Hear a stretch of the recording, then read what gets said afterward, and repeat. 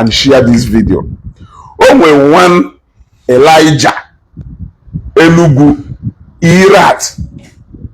The reason Njiwe Oya Irat Elijah Enugu is because obviously I know Elijah did not send him to do that job.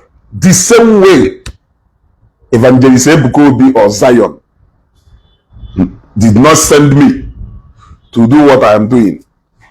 But the reason Njiwe referred to him as Elijah Enugu Irat is because since they are assuming that North Zion Ministry and the Evangelist Ebukobi lazy people like me and the Ijowa, Ebudon and the rest of us, I will also refer to him in the same manner. Go? Because so I have a message for that Elijah Enugu Irat, and I will also continue in my efforts. Ijuwe Hocha Apa Moka. I want the Catholics not on my page to understand, like while I was on my way yesterday, somebody inboxed me and he was telling me to stop talking about Catholic Church and I should stop talking about Elijah Enugu. And what if I stop talking about Elijah Enugu and the Catholic Church? What will happen to those people who are talking about Evangelist Ebukobi? Now, for that, my brother sent in that message yesterday. I want you to understand in this particular broadcasting name and all the broadcasting megoleme, I am not talking against the Catholic Church. Rather, I am trying to differentiate personal interest of some few people, but using the umbrella of Catholic Church and the obedience to the church to cover their personal grievances against Evangelist Ebukobi. I repeat, I am even doing Catholic Church a favor by putting a disclaimer where they are supposed to act. It is me trying to differentiate the actions of these people, actions of Father Webe, actions and utterances of Elijah Enugu, actions and the utterances of so many people in order to move it away, to make people to understand that this is not the opinion of the Catholic Church.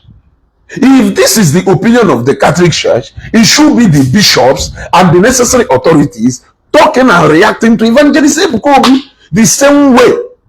The difference here is that in the Catholic Diocese of Enugu, it is the Catholic Church that are trying to checkmate the activities of Elijah Enugu. That is why you hear the bishop talking. That is why you see the church authority talking and responding in appropriate ways in order to caution some of his excesses. But when it comes to the side of Evangelist Ebukobi, it is not the Catholic Church, but rather few individuals who feel threatened by either the personality, success, and the influence of Evangelist Ebukobi. Few people who feel that they are going inferior because Evangelist Ebukobi is trying to exercise superiority over them. So, if you are a Catholic and you are on my page, you should understand that what Ezugo is doing is not a fight against the Catholic Church, but a clarification so that people will know that these individuals are acting on their own. Did you see the game Father Webe Joy played in one of the videos he made where he was trying? There is a reason why I did not make that video. It's not as if I did not see when Ijowa made that video. It's not as if I did not see when a lot of people made that video, assuming that if you look at the utterances of Father Webe Joy in that video, you can assume, one can assume that no, the Catholic bishops they send there. But I hold contrary my own opinion to that, though, contrary to, I know the game he is trying to play. So I cannot fall for that gimmicks on into believing that a Catholic bishop cannot speak direct to a Catholic brethren. Rather, he will send, if a Catholic bishop in Enugu diocese can address Father Mbaka, can call Father Mbaka, and the say, no. Why can they address Ebuka direct, especially when Ebuka is under the Lagos diocese, Catholic diocese of Lagos, where you will find more Yorubas who are not even in the same, are not within the same region with him. So if they want to Messiela Ike, they can do that because he will better nationality into play, or not nationality but race into this. You will see that they are not from the same place. So either ways, they will have little or nothing to lose as far as their conscience said, to decide or whatever. You want to go? Against one name, gonna ask from the same region, then you will understand that hey, no one name they can feel the same because he is not from the same region with them. So I am doing Catholic Church a favor by trying to dissociate these few individuals who are behaving in a certain manner, issuing out different utterances, people assuming, making people to believe that this is the position of the whole Catholics. So this is Ezugo trying to make a clarification so that people will understand clearly that these few individuals are acting out of their own personal interest in whatever region. It might be Okoka, it might be anything, but the fact is that their interest is different from the collective interest of the whole Catholic Church.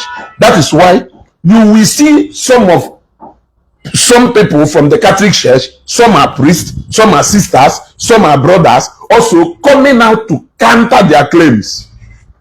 Coming out to counter their claims. If it is the collective position of the Catholic Church, there will not be conflicting opinions.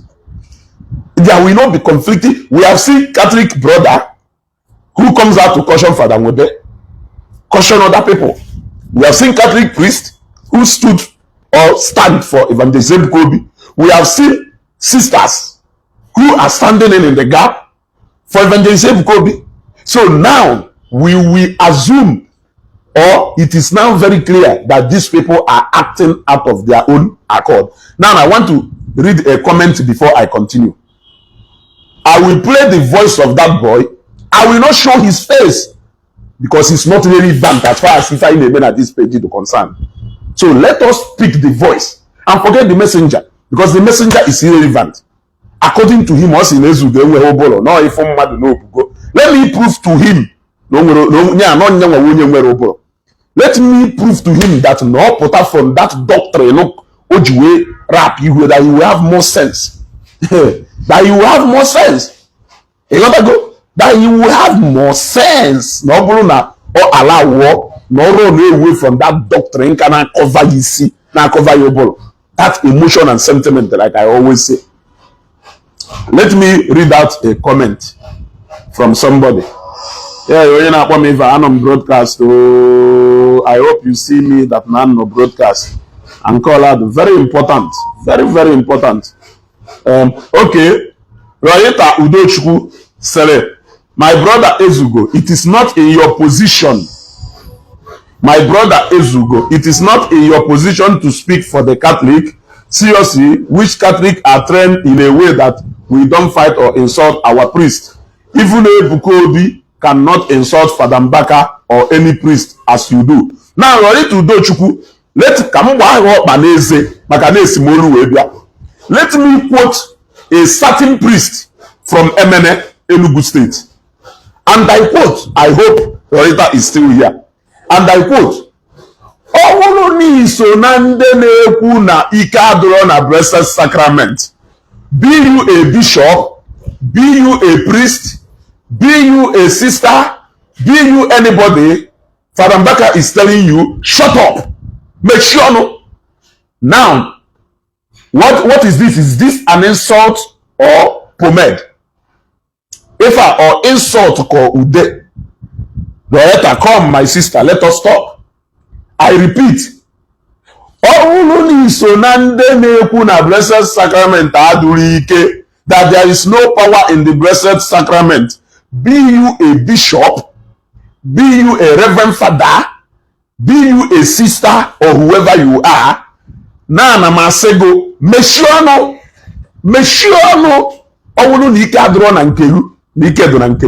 now, is this a disrespect to the bishop who is more like the superior in that command?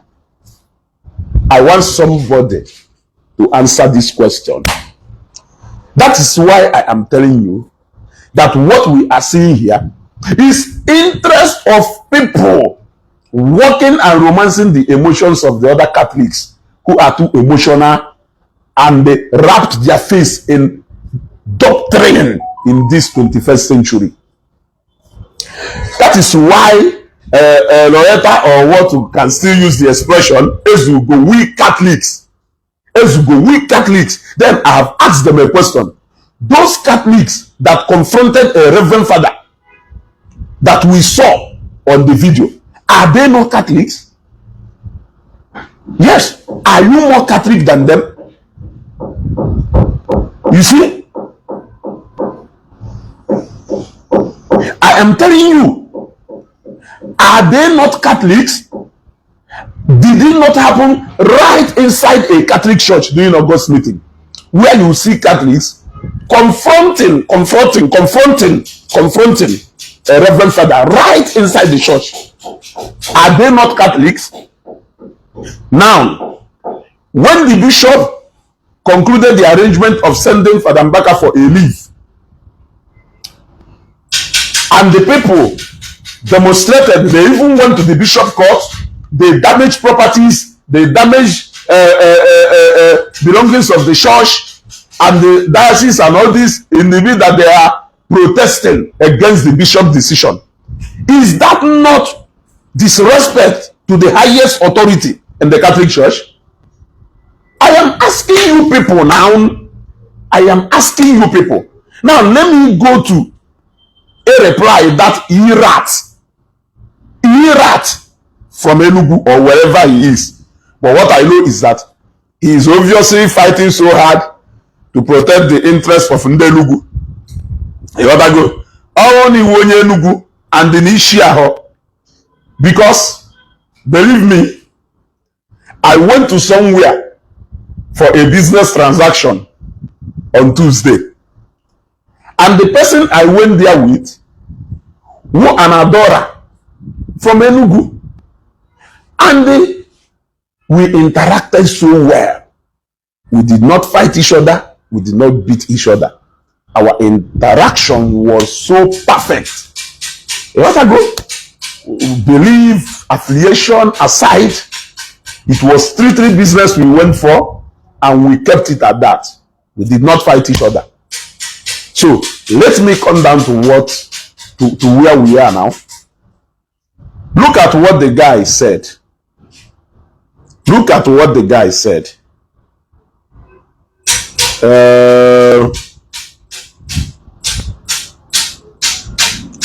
Look at what the guy said.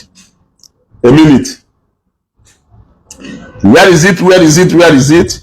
Right there. Gente.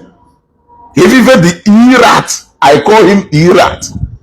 They keep maintaining that I don't know who is paying them. Also, bro, if somebody is paying me to be using my platform to be speaking my own truth, who is paying you for the same job you are doing?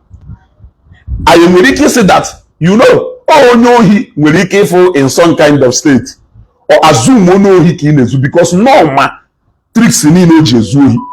Somebody, a criminal, can see you in a kind of state or say, in fact, he will not even, that is why you only in some kind of if go or shaba zife ya choba o we bia si hey no ya ukwo mgba ukonya abia wolu yo, but believe me onye do criminally minded offer her in that position o malu go if in ya chime okay nkuchu ozugbo adjust every variable thing so whatever into position because no malu na ife. So when I hear these people saying that na kwes will go, I will conclude that somebody also is paying these people. That is why they clearly understand the moves. If you believe I believe that I am speaking out of my own accord. Nobody paid me and nobody can pay me. So why will I see another person expressing their own opinion just like I am doing, and I will assume that somebody is paying them? If those people, if I can devote a kind of passion, time, and energy doing what I am doing, even without anybody paying me, why will I feel that someone else somewhere cannot also devote the same kind of passion, the same kind of energy and time, doing exactly what I am doing? It's simple. So let it be clear. Anybody you hear say they pay this person, yes, Onodoka, party chairman in the APC and party chairman in the PDP.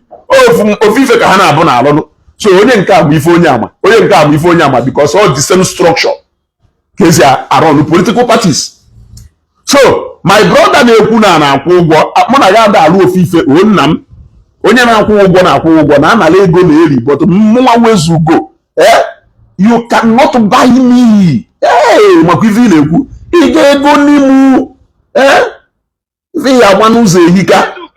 Now, let us hear how he mentioned Igbo TV with as if Igbo TV. I won't show his face because his face is irrelevant. So I don't need to show his face. But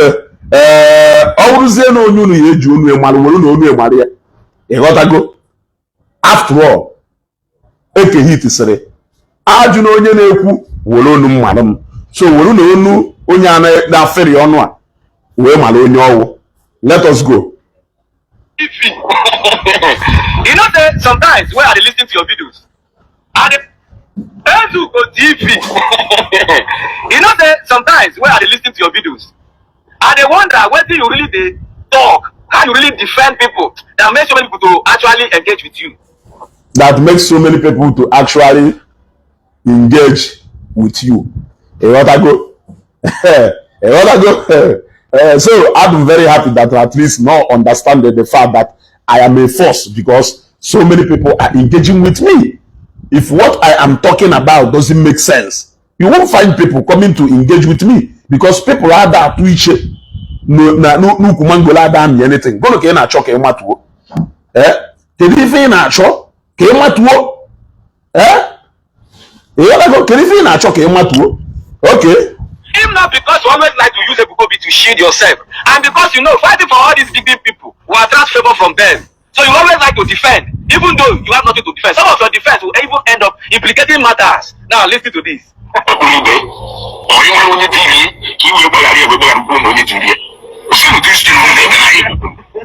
truth is that you are more interested in unity. I don't hear what this boy talk, because to me a man is not being measured by age. A man is.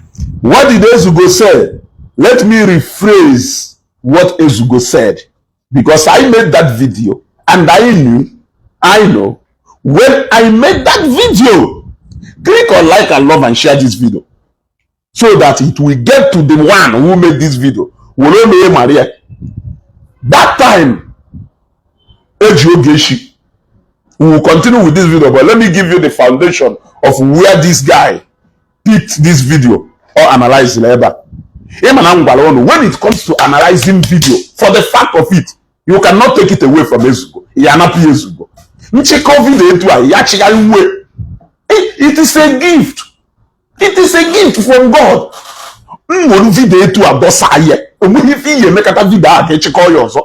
Because even my wife with the fact don't have that video. except if it's a video I don't want to talk about. You know, Ngwangongwa, I agree with Ezugo. On Emaho. Can you find that fool from a video? That anger in you says it all. This guy has come again with his wahala. Why must he talk about everything? You gotta go. So now, that time, Emelo Gechi arrest. Elijah spoke from the altar in Enugu, and he said that the days of lamentation and doom is here. He may not add doom, but lamentation is there. Njuweme video say Lamentation chapter 1 verse gono. You gotta go. He said that no na Ogechukwu apologize her. Not only no ya apologize, no yeku onye diliye. I made a video. We say condemn go do nyam we get involved in such kind of things. Imagine and they had Ogechi Weloku, Melogechi arrest, and go out a man of God decided to jump into that trend by believing that no Ife Ogechi Kuru Makayo, no Nemesis Ife Bialo. Therefore, that no Ogechi's lamentation is here, and they no apologize to you. Then now I made a video focusing on Ndedirie. You got to go. Now I said that many people have said something about Father Mbaka, and he pretended that he did not see it. That the only reason Batalo attention Yejuedu focused Nebo Geshino is because of interest on that no one sure in all those things Evangelist Ebukobi, and they know his continuous search for Evangelist Ebukobi in anywhere his name is involved right now. We've that condition of then I said me father maybe father jelu ebe mmadu je confession na nke father we say father I have sinned against heaven and earth. Father we say go ahead and confess your sin. We say father nezugo mori father na akwago mi iko. Father we say okay nezugo hi ni ye je kpoto onye izuru ife kpoto onye dirigu je ezu that thing. Then ni ye je kpoto onye go na ekwari iko je kpota kemisi no na shop ebe igotala okwu nu ji we ku ika. You want to go? This is exactly how I made that video, focusing on his continuous search for Bukobi in everything that happens around him. Because they have all concluded that when all of us are speaking, no Evangelist Bukobi wonye. So hence his continuous search for Ebukobi. But this Obo cannot comprehend that video, and he ended up saying here that not only intelligent people will understand this video, that his video is not for everybody. A minute. That his video is not for everybody. Let me share this video. Share this video. I told you people, if you are not intelligent enough, my video ya da about I hope nke mmadu na-ekwu n'ọnụ nke mo reality. So you will hear us na m na end up implicate mmadu. Yeah. I made the state and even Kuludo as clear as a up water color. Hello, Wando.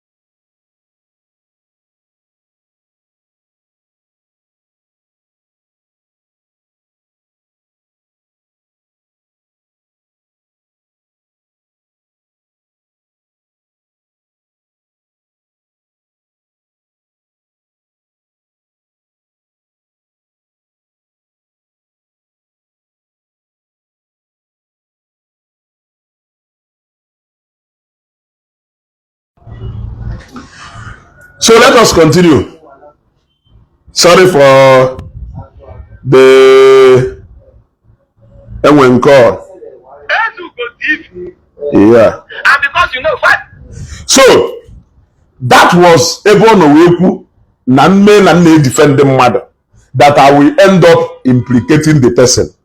Because Namukulu, now the reason Patalo Elijah Elugu Juwe attach condition of Epo Onye Zero Geshi is not because not interested in anybody zeal anybody, but because he knows the person. Oh God. Eh?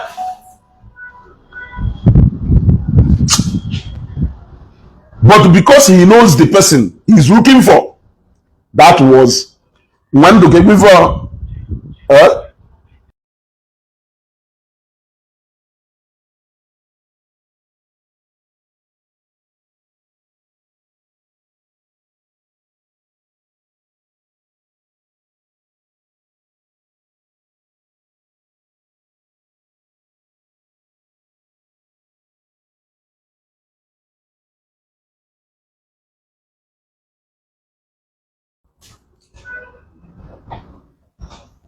And also, I'm doing fine. I'm doing great. I hope you people can hear me now. Are we on track now?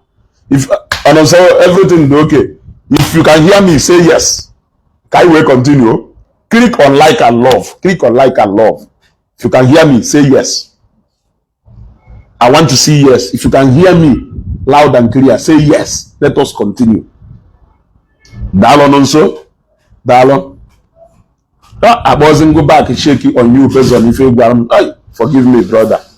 If you can hear me, say yeah. Okay, yes, thank you. Thank you. Ifeko. Accuracy. Baron. Go. Now, let us continue. So, that was the concept. Okle intelligent. But when I made the video, an intelligent man like him decided to make a mess of himself. Must you analyze a video that you don't have the brain to comprehend? Must you do that? My video was straight, which is gonna that na somebody mejolowo. Owo no nya mesha realize ya no mejolowo. As a reverend father who even intercede for other people under the exercise and confession, you should know that the sin starts and end with that person. Onya father I have sinned. He said to river, your sin has been forgiven. Penance or if you know. So what is the essence of looking? Now I said a lot of people have said something worse to Elijah Elugu. Somebody like Matthias, somebody like Ihebe. I mentioned their name in that video. I mentioned that was even how I did up this video of Mbaka why it trended last na Facebook. Just to show you things that people have said against this man. And he pretended like he did not hear it. Why did he pay attention to that one Ogechi? It is because now what perceive Ogechi was somebody that stand the in gap. Maybe Evangelist Bukobino. That whatever thing Ogechi must have come from Zion ministry. So therefore, he is interested in knowing whether no Ebuka or Zion or anybody zero Geshi. That was the essence of the video. That video did not show none the Zion zero Geshi or not even the same Kobe zero Geshi. I only stated to you why he is busy looking for Yediri Ogeshi. Now, somebody claim or not intelligent. And because you know, fighting for all these big people from them. So you always like to defend, even though you have nothing to defend. Some of your defense will even end up implicating matters. Now listen to this. Now don't hear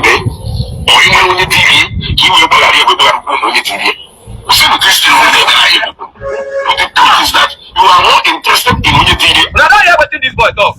Because to me, a man is not being measured by age. A man is measured by what you talk. What you talk? Jonathan, age is just a number. There are wiser children. In fact, there are some of your brothers that you are older than, but they are wiser than you. Agreed. So I respect people based on the way they speak, not your age. Because your age, we have elderly people there that are doing nothing, they are contributing nothing. Agreed. Your ancestors are such people. Agreed. Some ancestors were good, while some were bad. Agreed. You said that Mbaka is not interested in the forgiveness or the apology. That is interested in the person who sent her. Yes. And they are targeting the person who sent them to who? Do you know what that your video just explained? Do you know what that video you made? Do you know? It won't come. We are all bloggers. Are you a platform? Guy, Facebook is the highest form of equality. Honestly, it is only a Facebook that can bring you together with an ofeke. You will be talking an ofeke and it is sweet if you yeah? A simple video that is clear that I said as a reverend father, let us take it on a simpler form. That Namadu Majolo as a reverend father, when I apologize to you. No, now decide to apologize to you. A Joya Maconia Didi. I asked you, say, oh, we shot as you he will forgive Wonya, forgive Wonya Didi. Since Nanyama realize go ni for melu Adohama, I am saying no one will for melu Adomo. Because I'm not like analyze my video. Analyze Anya based on the intellectual part of it and the common. Yeah, let us assume that on a normal that this is what it is. Let us assume that actually Nonya Majolowo and Nonya Yabia Young Bagalo. Which you say, Nonya Abia Young Bagalo. Everyone Nonya realize go. Before Melgado Home Mabia Young Bagalo. Can you feed Junior Diri as a reverend father? Obviously, Nonya will realize what you know before Mel. So, since heaven and the eternity is personal, salvation is personal. We no way to personal. Like I will kill the 5 commit a sin. Or one moment realizing even Melado I have been saved by confessing and being forgiven. The other 4 people have to be saved because they haven't yet realized and turned back from their sin. My video was such an intelligent one that not everybody can comprehend. But I believe name will remove good and the intelligent followers. That is why Adama so utoko iwo will make video, but find out what even name. You want to go now? That was the aim of that video, to show you that okay, she can say something out of her own. If I can say something out of my own, whatever. But now, if a Baba Juedo interested in Akeronye Diriwu, he is looking for every single way to get the name of Evangelist Ebukobi mentioned in anything. Now, how can you honestly, somebody who is this thirsty for vengeance, somebody who is this thirsty to get somebody implicated, how can you honestly believe no, if so many things in our plant, he will implicate this person? Can I honestly say no? Because in everything you do, we see you continuously looking for how you are going to get the hand of this person off on something. That is why you are not interested in somebody who refer against you. Coming out to say, no, I'm not sorry for saying it. But you are more interested in the person mentioning the name of another person who did not say anything to your hearing. Somebody said me wonyohi. You are now interested in knowing Kelonya. Supposing Nonya and Eba and Manya, a weapon wonyohi. So he should come and tell you, not calling them on a hand Eba and Manya. Komolonya will lose the fire, you make sure mission. The video is very, very simple. But let us hear if you about. Just explain. Do you know what that video you made? Do you know what he's talking about? Even if Mbaka is interested on who has been sending people to bring him down, are you meant to make that video and call it defending? Look at. J-Pack made the video, allegation full it. Governor made the video, allegation full it. All that made the video, allegation full it. All of them, when they were making this video, was as if to say they were standing your man of God. Okay, so all of them that are making videos against Evangelist Ebukobi, allegation no full am. Na Evangelist Ebukobi wunya diri lovet. Ko bia kwuo na no anamabe. Ishogepu. Okay, Iran do ego le go. Mbabia wole ego.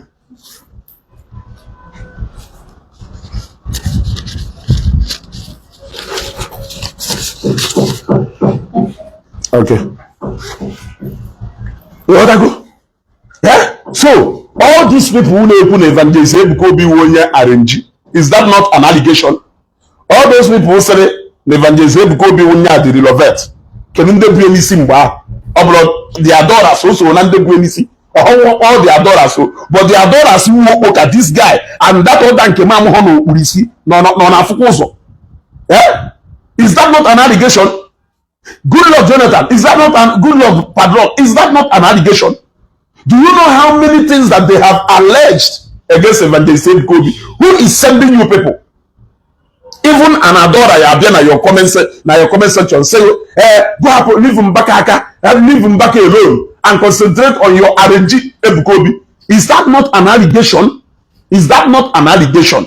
So, because JPAC said something, JPAC, who is a man on his own, Governor Eziokwu said something, who is a man on its own, and Ogechi said something, who is a woman on her own. They said something. They are liable to what they said. If they decide to retract whatever they have said, they are free to do that. They are free to do that. It is their decision. It's not my decision. I am still there. I am still talking. And until the day I woke up and say, you hold me by what I said. Who said that Governor Ezioku's behavior and the JPAC's behavior is going to judge the behavior of every other person? Who said so? It's a question. Of course, you're not intelligent. You are only interested on people who are leveling allegation on Father Mbaka. Have you ever thought about thousands of you who are leveling an allegation on Evangelist Ebuka Obi? Chineke akpọghọ this guy made this video. Jenu sie na ezugosiri chukwu kpọọ ya ọkụ. Jenu sie na mụnwa wee zugosiri chukwu kpọọ ya ọkụ. Na chukwu Chineke ya akpọ ya ọkụ anyị emeri ebere. You think we are here? You think all of us can begin to dance under the tune of one man? Is that what you think? And for people like you, now in a comment section, I'll be Father Mbaka is the greatest prophet of all. You are wasting your time. You are giving me engagement with that in it. Is it today? Zionite na Evangelist Ebuka Obi will the oversized Donandamuma. Have you not heard it? Yeah? Have you not heard it? So, whether you say that Father Mbaka is the greatest, or Father Mbaka is the Elijah of our time, or Father Mbaka is the super, what is my business? That is where have you not seen people who, despite all the nonsense in Akko about Evangelist Ebuka Obi, you still hear the Zionite telling you that God of Zion is the greatest God. Now God of Evangelist Ebuka Obi, that Evangelist Ebuka Obi will oversize it on Andamuma. You don't hear people say that. So what difference does it give? Oh, when get or they send the video. Imagine somebody put send the other video. They don't know Father Mbaka will just go oil. That is how. That is how they don't have sense. Yeah, they don't have sense. And can you find out? No one in a sense. Father Mbaka won the greatest. Jevedia happened then again and came and they said, "Could be no the greatest." Is that not what I have been saying here? Tell me, Manangunga Sereni, that you will discredit Ebuka, then why you are trying to uphold one, which is Father Mbaka? We're saying, no, you are lying. You are lying. If that is your own judgment, people will also take another judgment on your spiritual father. Now you will come back when they take that judgment to come and tell us how Father Mbaka is the greatest. Have I not told you that Evangelist Ebuka Obi is oversized on Andamuma? Ima even oversized on Andamuma. Yeah? There is even one they play a video. These people do so daft. I don't know why some of the bloggers, according to them, I don't know why Adoration Enugu has decided to get the most daft set of bloggers. People who cannot think beyond their emotion. Yeah? They cannot think, they cannot reason, they cannot even think too deep. Brain will have just say to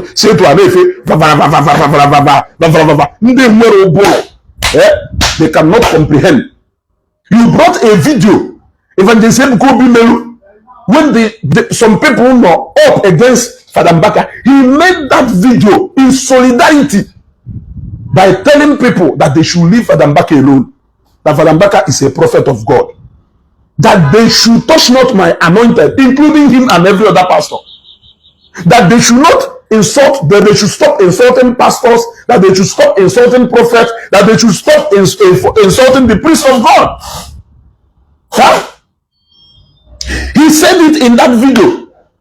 You went and picked that video, you posted it. But when we show you a video where the same Father Mbaka that is discrediting Evangelist Ebukobi today, disqualifying his miracles, said that Ebuka, you are spiritually qualified, you will begin to cry. You will begin to cry. If you want us to quote, there's right now. Oh, change it over. Yeah. You see? But when if we should go by their words, that when they make a pronunciation, it is the final, then it means that the same man that said Ebuka is spiritually qualified came back to accuse Ebuka of doing arranging. So which one should we take? If you think that you are going to bring the old video, Evangelist Ebuka, which of course, Ebuka. I want to wonder. Okay. Please check that outside one now. You see, which of course, Evangelist Ebuka has never made a different. He has never made a different words aside in Kokulu against Father Mbaka direct. He has never done that. It is Father Mbaka who keeps saying different things against Evangelist Ebukobi. So, which of them should you hold by their words? Because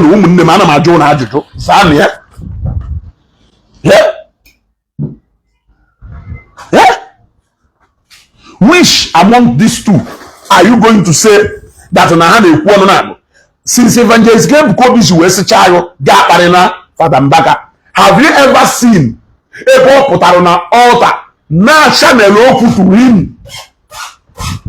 But when you get Kuchalo, look at him, he kept on opening it until it is clear that no one go, hey, this guy is going to play this music now and damage my.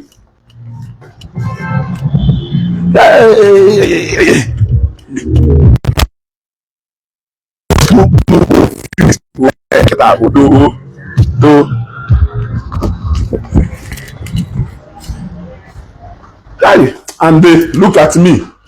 I was going there to tell him to stop the music. Then I went with my mic. So the mic is even going to bring. My God. Hey.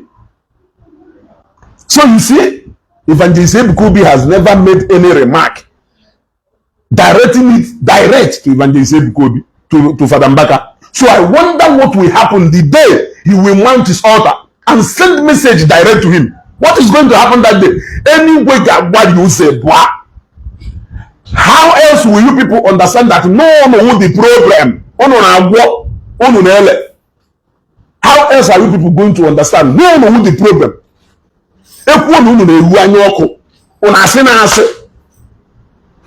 Look at program 30 years celebration. I even thought he's the only priest not go 30 years. Lo and behold, after that, a lot of people started celebrating 35 years.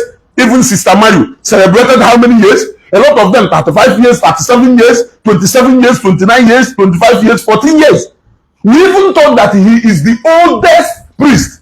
Now, this guy, you could something. No be church or church. No be church or church. No be church or church. Can you hear? No be church or church, my brother. They were studying your man of God. And today, when I come out and say, he was not a part of all this. They say all this is an allegation. And because all these people are fond of always apologizing, they will say things. You would imagine somebody telling his fellow people on social media that one Reverend Father is jealous of his own son. That the place where his own son wants to be church, that Reverend Father, where they have fought the blood of love, so that his son will not progress. The other one said that that Reverend Father employed 3 native doctors to go and stop what his son they do in Lagos. The other one, all of them called him all sorts of names. And today, all of them, when they come out and apologize, said they were sorry, they were sorry. Who are the all of them, if I may ask? Because who are the all of them? Who are the all of them? These guys in no sense. Who are the all of them? JPAC and the governor Izoko acted on their own. It is their decision. Who are the all of them? Who are the all of them? So now JPAC and the governor Izoko is now equal to all of them. Based on his actions, utterances everywhere. How can I even begin to disagree? Some of these, sometimes you will act and make things that doesn't even add up to make sense. The continuous say Ebuka is too much. You continue looking for the hand of Ebuka in everywhere. So how can you now be unable to make a plan, to plan something? I'm not saying you did, but I'm saying based on this. Imagine somebody who na altar even before JPAC do anything, you stand there, wait, send their message. Now somebody may do fake amoma. Now somebody may make fake miracle. You reduced Zion ministry to a shaft before a video email, if not because people stood up and said no, enough of that blackmail is enough. That is why you are going to about action and reaction. I thought to know the master of action and reaction. Almost like that in action may trigger a kind of reaction that cannot be. So why are you forgetting that name with the principle of action and reaction? He acted first, then the reaction follows later. And the action was very bad. He continued acting on the same effort without any remorse. Without any remorse. And you think we are going to go in. I, Ezugo, will be the last man standing. Go and write it somewhere. I, Ezugo, will be the last man standing. Even while I'm going to meet my maker at my 100 years, 120 years, I will still be preaching the same thing to you. Why going to meet my maker? Allegation. Anything. Yeah? Because no one na gwa problem mad, onyu no na gwa one of your call. Human feeling. Nani for na mari chun. Yeah? This is just the beginning. This is just the beginning. Ono ni ile yemecha go bloggers. Kai we malo. Ife ya duzi shewu. Kelego ne Zion na akwu. Na akwu kelego ne Adoration na akwu. Kai we malo mo na onye aka akwu ugwo. Who is paid higher between mo na lo? That should now come to question. Oblozi and akwu mo ugwo ka na akwu ugwo. Go? Because if you said I'm feeding from their pocket of Ndemede, who is paying you, my friend? Who is paying you to bring out such time? Because it seems like you know how valuable people's time do. And that is why you feel like me wasting my own. That Nam made for something. Then what are you doing your own for? Listen. All of them don't come out. Apologize. They were sorry. All of them don't they come out. Governor Ezioku and JPAC. How all of them don't they come out? How many of them? How many of them? Do you know even how many people that are speaking against that word from Enugu? Do you know how many people? Do you know how many people that are speaking against Father Nwebe? But is they on? I'm coming, make I see him later, make I round up. Yeah? Do you know how many people that are condemning the actions of Father Nwebe? But you people refuse to see something bad in that. Because you are emotionally blind. Get it straight and get it right. Zion ministry outgrow go Adoration Enugu times 2, times 3. There's nothing you can do about it. Overtaking is allowed. Overtaking is allowed. I told you about somebody. Sinaka Mwebia Zambia. And I'm telling you that in April 1 na scale today. Now this person here going times 100. Legally come again. All I need to do is to be happy. I posted his house here. Go and look at that house I posted about 2 months ago. Go and look at that house.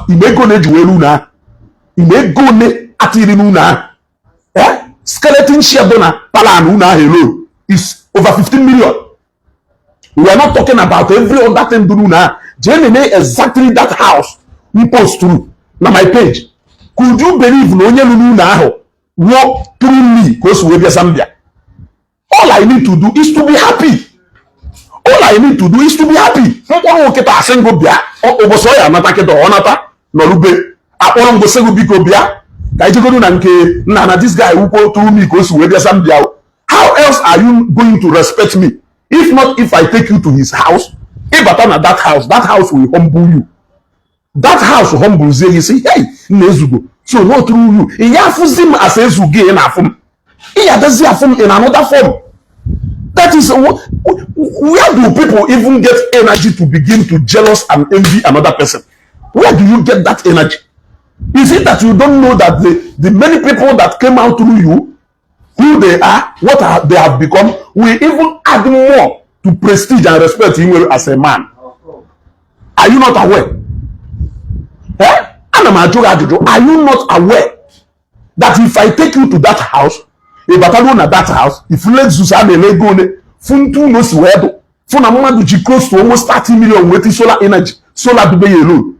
You will not share that mansion where the animal now, when they chew now. He then respect of Mama Wesuko. Emmanuel Wamusu. Yeah? Emmanuel Wamusu. Now, no potazie, a rose nyanyoko. Akotawazie nya. Ashawazie mi femmeku. Ashawazie metu mesu we bande mmado na source of wealth ya do genuine. No na emefa. Ma we Emmanuel ma pupu attention nde mmado. From you no matter na eme. Ko we to ka ya si no nwere something different to melu. O du we go carry on also. That is envy and jealousy, my friend. That is envy and jealousy. I posted the house on my platform because now the house of Maluma and Nego Kenjuelwe. It is a beautiful mansion. Yes. And don't need a lot of commitment for somebody to be able to put that edifice down there. This is one of the things you will not see or hear from people. You want to go? Oh, okay, we're seeing na going to help you. No, Obode no nalo. Obode no nalo. If you look at 2 or 3 years before you are aware, you if you make it on your babazi also, we will carry out also. But overtaking is allowed. And don't now we finish Woku, Nenugu and Lagos here. Spiritual son, spiritual son, spiritual son, even they say because we only inspire yet. Only Bulamuma before your water. Who mentored him? Now the only thing is that he went to Enugu to go and pay homage and respect to Mbaka. There, Mbaka saw the gift in him. Where see Ebuka, you are spiritually qualified. The same way Father Father Ebemonso said that Ebuka is the John the Baptist of our time.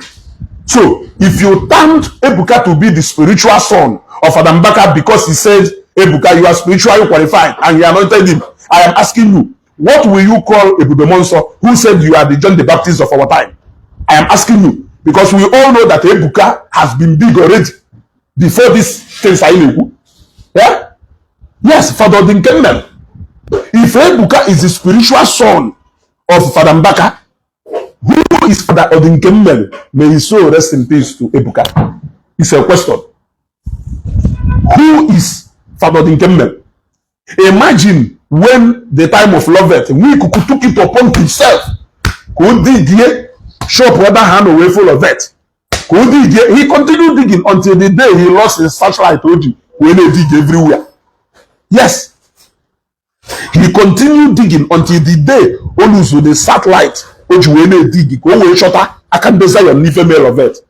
No kata ayadazi know anything. We stopped hearing anything. Yeah? That is how mischievous these people can be. Yeah? That is how mischievous these people can be. You want to go? Let me check if I can see that on a phone now. I will continue. This thing will disconnect. What I go? You want to go? They continued looking for who sent Lovett. We could go all the way from Kelobodono. Yeah? All the way from that place. He was sending money to Enugu, sending people to location. Eba follow Lovett. Elwe back. Ewe prove Kelufada. Who said no Father Mbaka ka phone Amir? Did anybody say now for Father Mbaka Amir? it is them who alleged ọkwa ha nwapụtakwa na-eti mkpu the same way onye nọ na Lagos si wee kwuo maka ọfachara fancha, then we assumed no na-agwa Ebuka, ha si anyị na ọha Ebuka ka ọ na-agba. That is the same way brother Chibuike si wee kwuo maka akwa onye yi akwa fada afro na enuno. They also assumed no Elijah ka a na-agba.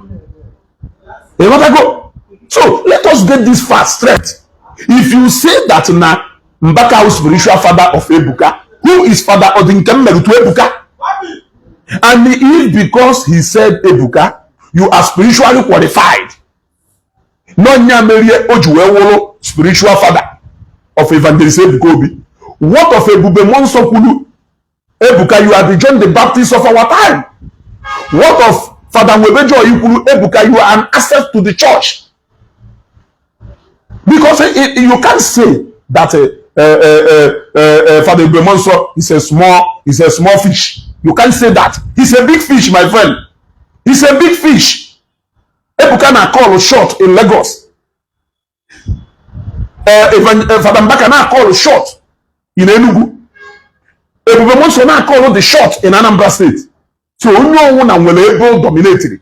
The only difference is that Ebuka knows worldwide. Ebuka Nozoboko worldwide. Ebuka was the interstate, intercontinent. All Ebuka was it. Ebuka was it. Which of course it is a plus to the church. It shouldn't be a virtue that people should attack in any form. That is an asset to the church. It is not just an asset to Zion, but it is an asset to the church. Whatever Adeboye, Oyedepo, and the likes of them are doing is an asset to the church, not to their own personal name. Because no to Chukwu Kaile Belu. So let us get this straight. Let us continue because no will refer this one bunch Chukwu. Today, all of them got to come out and apologize, say they were sorry. If Mbaka asked for who has been sending them, did he ask wrong? Yes, I understand the part that you said that one of us should focus on Christ. I understand the part that you said you know how many souls that your daddy is leading to Christ. So I'm happy that you understand the fact that I'm even making sense. So if all of us should focus on Christ, where do you think we started getting it wrong? If I say that now for that single message Yokulu na altar Enugu, that not your EGA, we to fear millions of souls that has been led to Christ through the call of Evangelist Ebuka. Are the wrong if I say that? But you understand. But for the personal interest of one man, you are able to forget about all this sense making here. You got the message, right? Oh, some of all these things that is happening, all of you people that are defending your daddy Gio are actually the ones that caused it. And he is not defending his daddy Gio. We are defending our daddy Gio, but he is not defending his daddy Gio. I got that message too. I made a video. You people stretch it to that side. Mbaka made a video. We people stretched it. When the video about a Reverend Father appeared on a mirror was made, who were the people who stretched it? Now, this Reverend Father from MNA, at exactly 11 a.m., this man of God from Enugu put a call across to the man of God in Lagos. Did they mention any name? Did they mention any name in that video? Go and watch that video and tell me where J Park and they said that now the man of God in that conversation is Father Mbaka. Why did you people stretch it? Is it coconut? Why did you people stretch it? Is it granite? Is your you are defending your man of God. What are you doing? You are watching your own man of God. Ewu unafubo ife. Ono kana afupela na ebe akwa. Shedu no mgbe osetigo mgbe buru the kind of woto na-enye Matthias wetara ono. Are just na-eme ka unu nwee sense. It is not an attack on you people. It is not an attack on anybody. But the day Ono decided to launch it into an attack, Ono ya boso, you will run. Now watch. Let us continue. Always something we could do very interesting. Which in shock I'm by up. Tell me, it was it the adorers that said he was jealous of another Jew. Is it not the same people? Was it the adorers that said it? Noah did all those things. Even today, they still say all of the Western has all those things, God is scattered. So I do not believe if you were sent before, or if you were just acting on your own way. You see, he did not believe now. The same Nyawao, having seen now, no, she got back to his sense. I have seen now that you people have scattered. So I don't believe if you people were sent by your daddy GO or if you people were acting out of your own accord. Now he has seen the probability of God. Probably it may be this and it may not be this. He is no more emphasizing on necessary or necessary. So now he is trying to exonerate himself. He will probably no possibly no how many case we send there. The blogger Siado attached because have attached. I run my own independent platform, free from anybody. But as you it doesn't matter how you twist it. It's your business. It's your business. Saying nothing. Can do this because you love your daddy. That's why some people they chop grass. But if you see truth, people talk truth. Ezuko, you are still a young boy. I know. If you are to compare your age with people, you cannot compare it to Mbaka. Your generation has never achieved. And if I can compare my age with the people, I cannot compare it to Mbaka. Agreed. But he can compare his age to Ebuka. He can compare his age to Ebuka. And then let us continue. Brother, if you respect your tradition, remember that Mbaka produced that you respect compared to Mbaka. Your generation has never achieved what Mbaka. Brother, also that my generation has never achieved what Mbaka has achieved. Now let me tell him one thing my generation has achieved that Mbaka has never achieved. Let me show him one thing my generation has achieved Mbaka has never achieved. And I will not go in the area of money. Because if I go in the area of money, he cannot come close. He cannot even come closer if I go in the area of money. So let me remove money. Can you use baba? Because all baba, right? And also in my generation, Mbaka celebrated 30 years of priesthood. Reverend Canoniva Idike, who is the same father, the same mother with my grandfather, Michael Dike, Motaron Namu Macha. The first Anglican priest who are gonna Newi produce, and the second in the whole Newi. It is on record. No Nyawa with the first Anglican priest who are Gubaye, Nukutu produce. One. Number two, the second in the whole Newi, it is a record that Mbaka has never broken till date. Now, two, let me go to another thing. The wife is the founder of Mothers Union. Now, the whole Newi diocese. The founder of Mothers Union, Mothers Union, as an Anglican. Now, the whole of Newi diocese.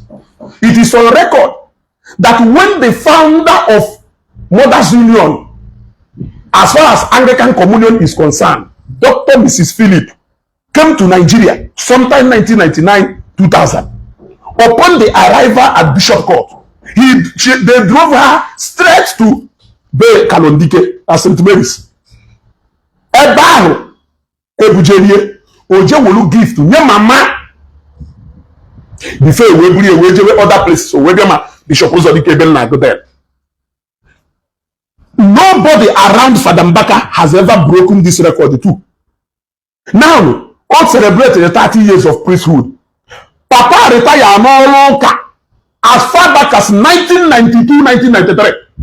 Mbaka Papa retired no. So 1992-1993, I will make a Father Mbaka to them. Can you how many years of priesthood do you celebrate them? I am asking you. He retired where Papa? Where? Norzena Cathedral, of which now that Cathedral Church of St. Mary's today, the Anglican Cathedral of Newi Diocese, where Papa would Emmanuel Fiodo, almost Fiodo, Unokanina, wherever Haru Wobe Chapel, where Papa who Halana, Yawoli, Bandoka use for whatever thing Hatchery use.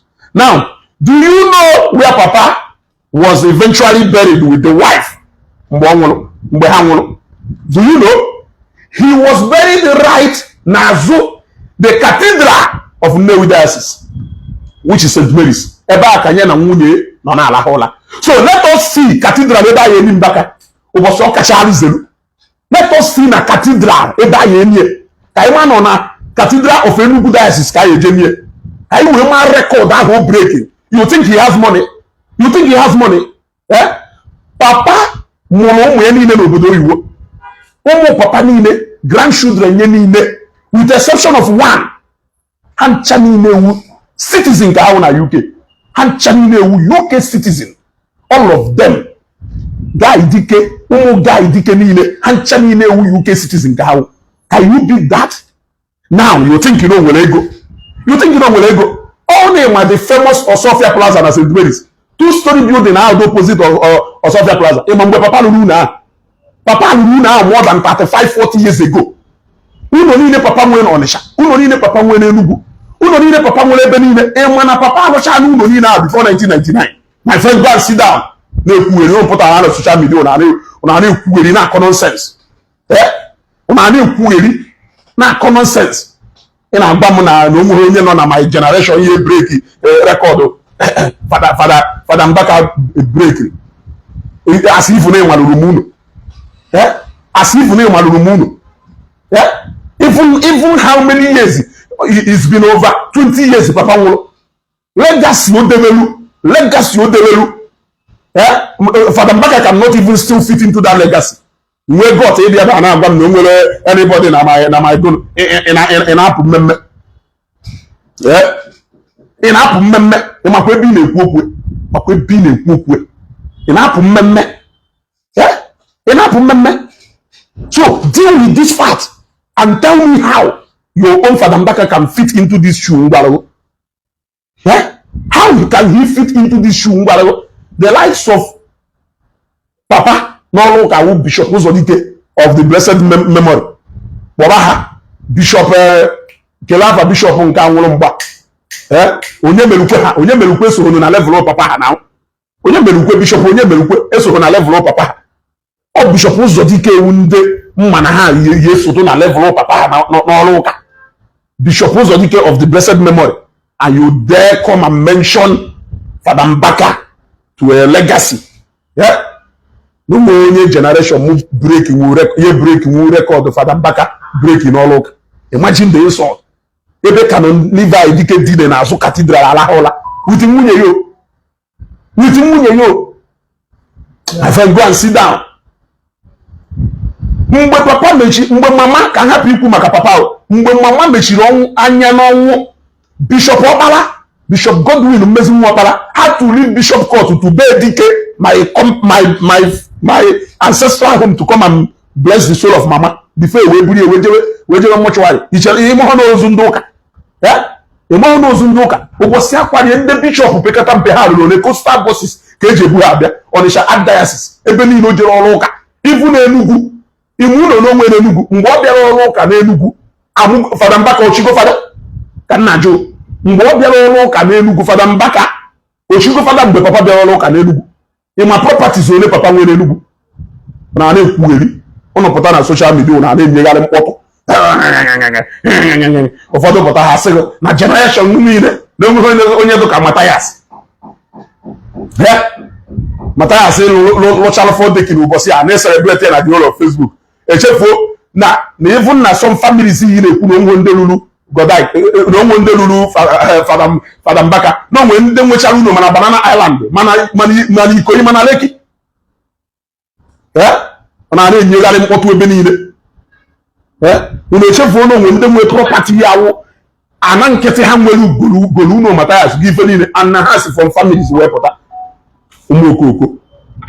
Your generation has never achieved what Mbaka is. If you respect your tradition, remember that Mbaka produced that you respect. Onye gwa unu produce rie ofeke. Who told you na Father Mbaka produce Evangelist Ebuka Obi? Ask yourself, can only Ebuka Obi will before he visit Adoration Enugu? Ebuka Obi is already making them everywhere. That is even why you are able to watch that video. Also, nya wonye jegolo Father Webe ojeho ugboro na nke Father Mbaka nga video ahụ webe niile Father Webe, did Father Mbaka not say something about Father Webe even before Father Webe visited Enugu? If I hope we were Benin, if I hope we make ya trend the way Benin. If you think that Ebuka do big before he went to, can you say the name of Zion before Ebuka went to Enugu to go and see Father Mbaka? I want you to tell me who produce here, noise makers, because now the moon make we for one day I had a fact to fact. Eh? Do you know that if any evangelist Ebuka be when na Victory Estate here, Bamo no before he came to the expansion before he came to Enugu? Tell me. So in Zion American branch, Zion UK branch, they started coming into place after he visited Enugu. Is that what you are telling me? Is that what you are telling me? Who told you that it was him who made Ebuka? Who even told you that he came into light with his neck? When was that video made? When was that video? Ebuka, you are spiritually qualified. When was that video made? Let me tell you who Ebuka is or was before that video. I don't know how some of people think on this social media. You are defending and you're defending is rubbish and some people are clapping for you. That's why you always be surprised how a move person will still get followers. And you don't be surprised because there are move people everywhere. That's why my videos are not for low mentality. This one off me. Also, my videos are not for low mentality. Promas. Now say my video are not for low mentality. Doctrine, Father Mbaka. You think that Father Mbaka is? There are people who don't even give a fuck about him. There are a lot of people who don't know him and they don't want to know him. There are people who don't know him and they don't want to know him. They don't even care to know him. It is a reality. Look at 2017 Unko Bosia. The 2017 Unko Bosia to Tata 2025. Is it not about give and take or 8 years or 7 years plus? Eh? Can you think on a Zion ground that? Eh? Adoration 8 years ago. What is 8 years ago? Can you remember what then? It's over how many years now? Can you remember why? It's over how many years now? Who are these people? Who are these people? Who are these people? Yeah? 2017 unko bosia. Father Mbaka make Ebuka. Ebuka won alo Jagaban before 2017. Yeah? Ebuka won alo Jagaban. How did he come to Enugu? By bus. By chartered motor from Lagos. Kanajo. How did he come to Enugu? How were you able to picture and notice him right in that Enugu ground? Also, did you not see Father Webe Joy mount to that altar? There. Brother, come now. Did you not see him? Calculate this one so that we'll go check it so that we'll do it immediately. Yeah? Yeah? Are you getting me? Yeah? Obi one day say I will send you photos of Zion program, same 2007. Send there 2017. Careful. Noise makers. Anybody say make it sweet you. It might be funny. But I still not talk make it pain you. Now it's my daddy. You are very funny, my brother. Very, very funny. How much after I didn't hear about when a few minutes around, bro? How much after I didn't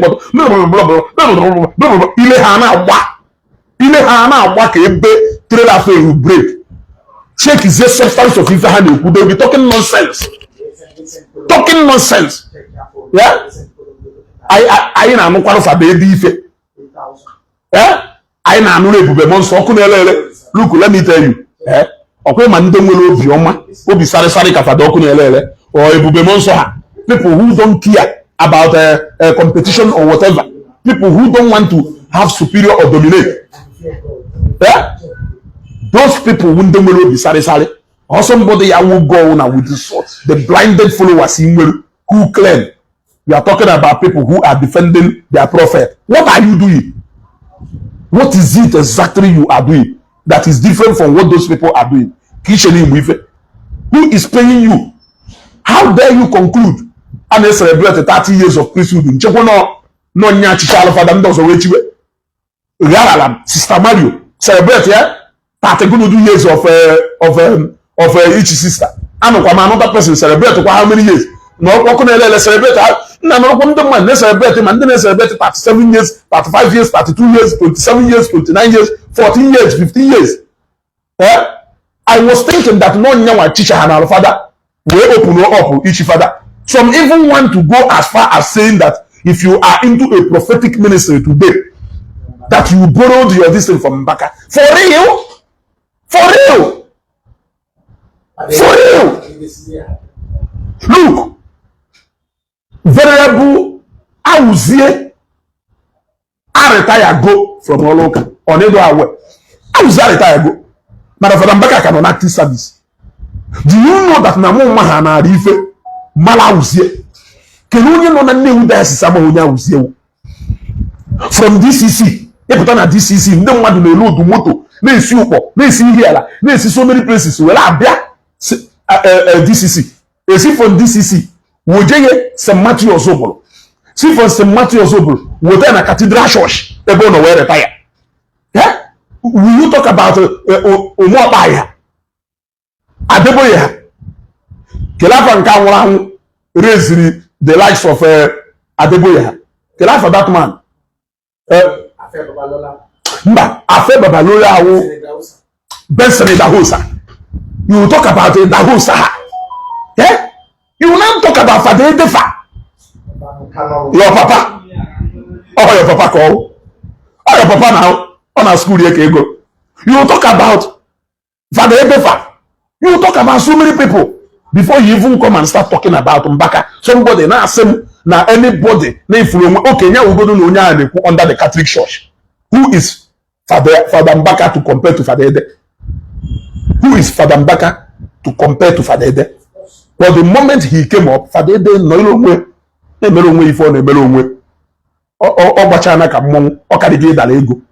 You can't continue to want to dominate or stay relevant forever. When the younger ones come up, you should allow them to possess. You see, you see, only I say I'm from Orifte. We used to go to Newi because of our ministry. Somebody now saying no one into prophetic ministry that you must have learned or borrowed one thing from Father Mbaka. You people are overrating that man. Let me put it this way. Go and sit down. Now someone against a father, but a father can talk against a bishop. A father can challenge a bishop. Eh? On will soon in social media doctor na. Owo ni so na ndele adoration elugu na wonu una akwina mbaka na oko again. Na wonu n'ime because people are opening old wounds. Agogo mun na nkene we kai chami we is that good luck is bad luck and Buhari is the Messiah. So ngoma wonye adoration na akwu n'elu na ebuka abula amuma maka lovet. Go and look for lovet. Nwe juono. You may go about is 5,000 and may go 100. Eh? Ana majuju. Eh? You may go about is 5,000. Nya Messiah who only Messiah. The adoration. On a member na filling station. Every came back fuel over here. 940. The adoration now about 220. And the Messiah died without even showing us how much of a savior he is. Yet it is a prophecy from the adoration ground. And we all pretended like we did not see it. We all moved on. What is the lie there? Can the Holy Spirit lie? You spoke out of your emotion. Now I am coming back on a program today. Let me tell you how he is disrespecting the church by continuously participating in politics. According to Catholic law or doctrine, a father cannot be partisan into politics. He cannot be a partisan politician. But he is participating actively. He even went to the villa to go and see president after the president won the election. He was a full-time politician in Enugu during the time of Chimaroke Nnamani. He engaged aggressively in the politics that influenced the election of Hakim and the Russia won. He campaigned vigorously for President Buhari against Jonathan. He is a participant in the election, this thing that brought Onwa in Imo State. And when the church tries to control him, he will try to show or flex his muscle against the church, not carry the whole church. I am going to read an article that was issued by the Catholic Diocese of Enugu State against the same person we are talking about. If he is not disrespecting the church, how can a whole Diocese of Enugu issue a whole how many pages article against the same person? How?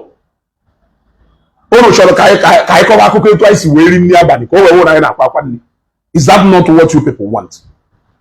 Yeah? Is that not what you people want? Yeah? Is that not how you people want? So, who is, when Father Webejoy always say, according to the answer the call of disobedience, you answer the call in obedience, and this one, citing Ebuka to be disobedient to the church. I am telling you, somebody that the Catholic Diocese of Enugu has stated in an article of about 4 pages, instances where he has disobeyed the church and he keep on disobeying the church, citing the rules in their priestly code or if where he is going against the code. You did not see that as disobedient. Or the only disobedient of Evangelist Bukobi you are saying is not allowing the church to have control over the resources in Nabian Zion. Hence, you are sensing that he's now becoming more powerful with those finances. Is that what it is? Is that what it is? Yeah. Or what this guy is saying, not intelligent. There are people who are not intelligent cannot understand his videos. No matter how long, I have tried so many times to stay away from this Fadambaka matter. But full was here for the more daft than I can imagine. So sometimes I cannot just help, but to come and put them in their rightful places. I have tried so many times, to be honest. Sometimes I say, okay, I will stop talking about it.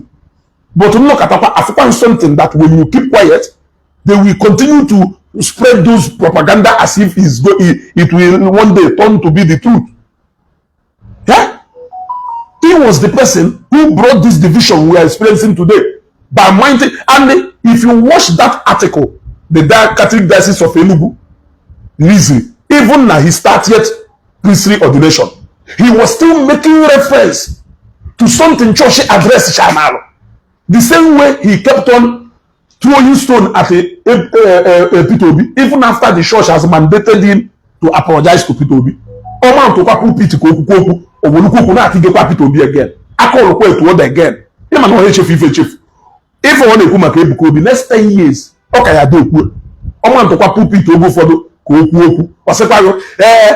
He must look for a way, especially in a significant event on attraction of so many people. He must make reference again to Ebuka. So if I will film the channel, he still revisited it again. We must see on 30th priestly ordination. We revisit it again. So church will issue a statement countering the folk. So yana on ime church. Yana church na flesh muscle onyeka.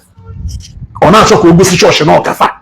Ogosi church know what it takes. But yana church can go one dominate Enugu with everyone. Just jekwe Ebukampi. Ebuke mana ni idela ho ni ha ni fe bata America members agbari ufin na America. E bai ibi Europe ebe ọ na ibara. O nwere ihe na-agba nnọsiki ike na-ebia be ndị ba ya one. Ọkụ na ya nọ na moto nwe me video.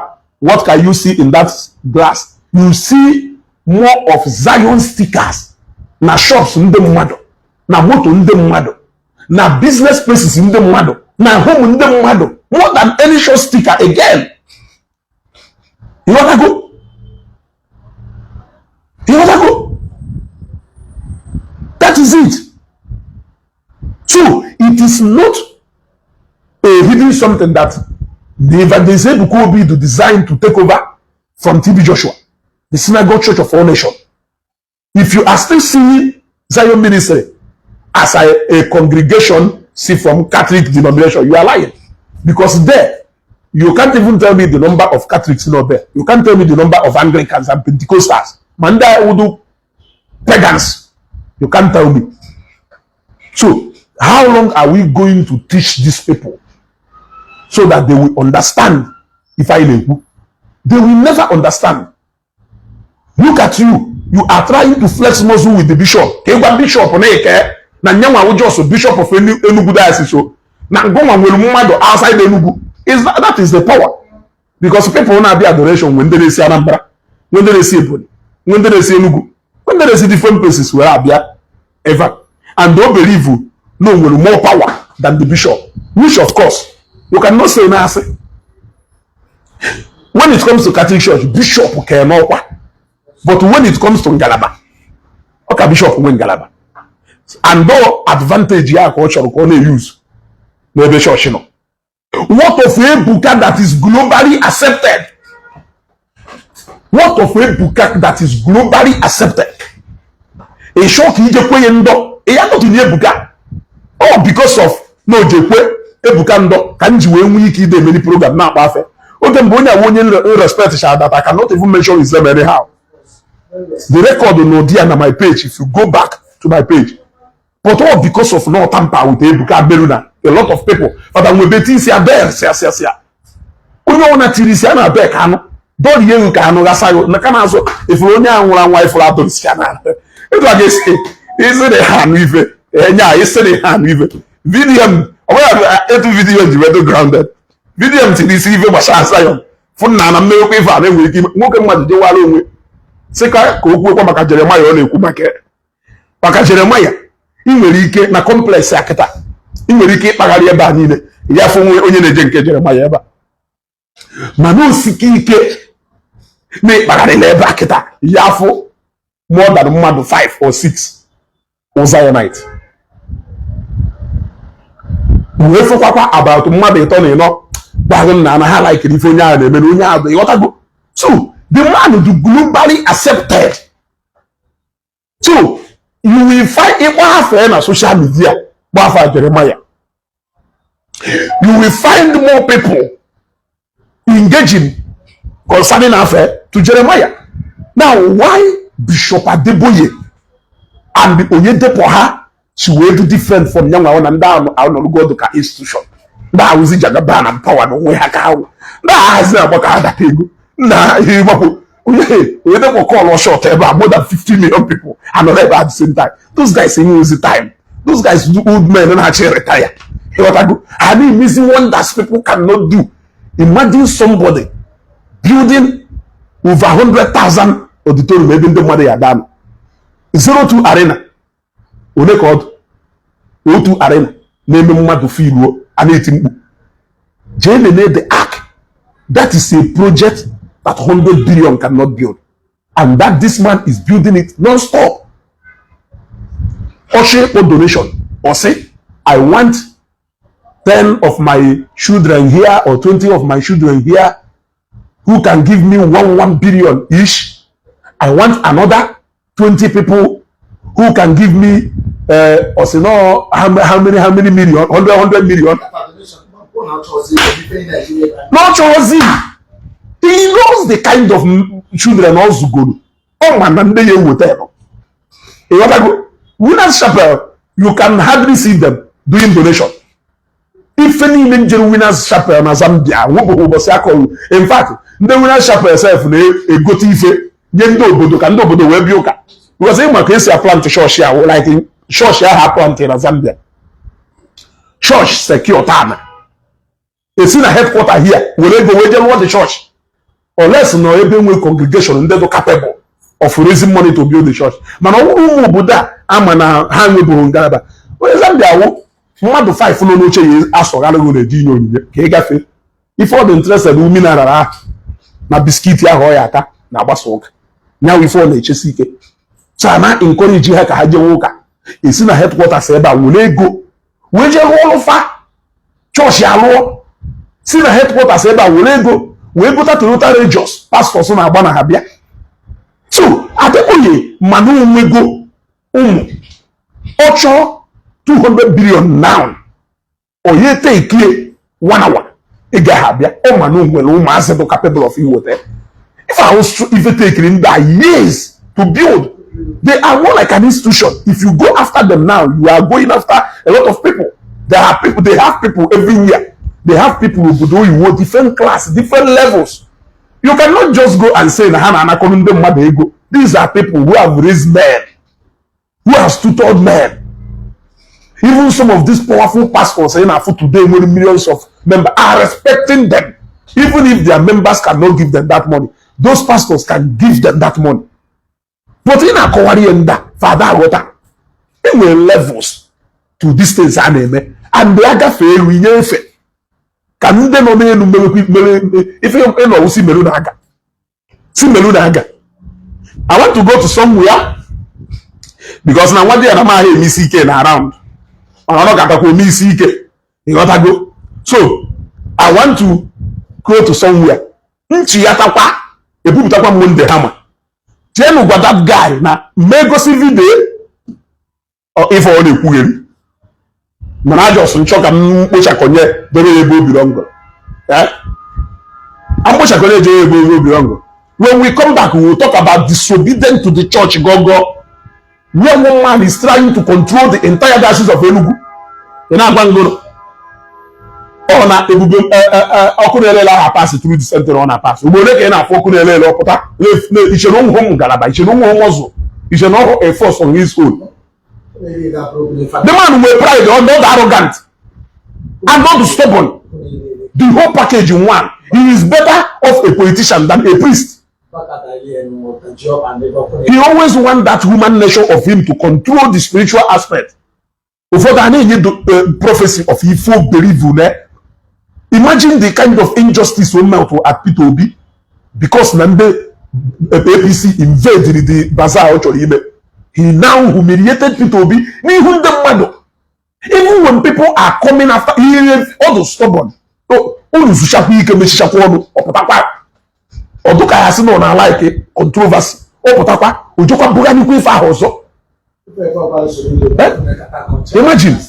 Imagine he apologizes to P2B, put up openly. Never say no force na mandate. So meaning that he did not even apologize to P2B out of his own accord. Imagine somebody P2B nyelaka weje bande ankom hawenye time because of loan default loan nya na Union Bank. Mgbe ahụ ji weje bu amụma na Union Bank ye fail. All problem go nwe nya na Union Bank and they mana no dem mmadụ go na mmadụ nwe problem or if you nwere ka eju wenu so nya ahụ. So nyawa to some extent they use those numbers so well and the believer people will born when I fight the people and people will think that it is the Holy Spirit speaking. But this is the human nature. You can't do anything about it. You can only control it if you have control of your emotion. You want to go? Now the default on alone now go na hand on a longer head. They are almost at the verge of confiscating your asset. Now if mmadụ without more court judgment against Union Bank. Ọta ataka amcom na Ifeanyi Uba nọrọ na court. Without court judgment ole ebe court rule go that Ancon should pay Ifeanyi Uba so amount of money. Echekwa another court at all etu aka asi we no back and forth until such a time federal government decided to withdraw the charges held against Ifeanyi Uba. It is the same etu aka Ancom si eme. So now, due to involvement in P2B, Ancom now agreed to allow him to pay that money out of his own, interest way, arrange it. It was a wonderful news that P2B went to give him Nenugu, or do very happy. We invite here Bia Bazaar. Before P2B na Bia Bazaar, APCA invade to go that place. We overturn everything. He humiliated P2B in Adoration ground. When did I am Mambana St. Mary's Anime Bazaar about 1 million anonymous? Unya Hachoka Maria. Obosia Adora by email school email chairman of the occasion. My dad, the father of the day. Somebody from America. The donation of 200,000 anonymous. Sisa Bonafe. So there are people, and Peter Obi in his nature, like only if aka. Peter Obi when he can the money, 500,000, 1 million. As no boss only did. On no kato buno free no same boss of their own. He has shown the capacity everywhere, where he even single-handedly built the church without making noise about it. Now, no one say, tell me the project you have. Let me pick one or how I can help. You may many willing or ya path ego. Who know or won't one day we ban as Wafia? Who know one day we ban as Wafia? The under bank here, Egoni 980 and corner. I want to put on a harvest, so want to have your something. We will withdraw all the money we have in your account. Or we go with an choosing. And given the Jembon Potal. Over Star Mala in Madalon.